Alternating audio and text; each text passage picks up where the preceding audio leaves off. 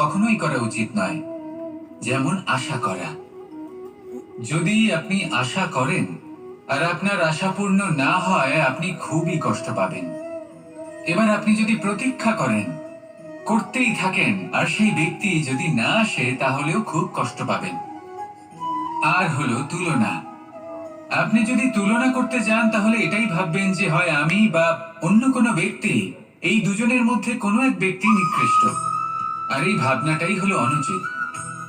যদি আমরা কথা বলি সেই সব বিষয়ে যা আমাদের করা উচিত, যেমন পরীক্ষা। এই পরীক্ষা সবসময় আমাদের আরো সফল করে তোলে, আরো শ্রেষ্ঠ করে তোলে, আরো উৎকৃষ্ট করে তোলে।